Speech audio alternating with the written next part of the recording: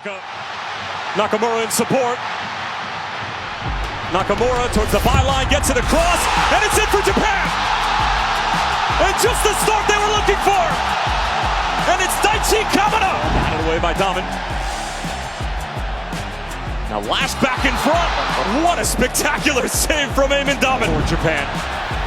And here they come looking for a second. Ueda from distance! Fantastic strike!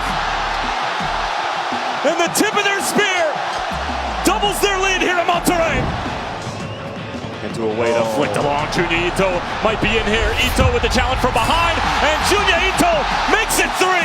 And it's another fabulous Japanese move. And here the Japanese come again. It's a free header towards the back stick, and it finds its way in. And it's Ayase Ueda again. Japan absolutely smashed Tunisia. A night to remember for the Samurai Blue.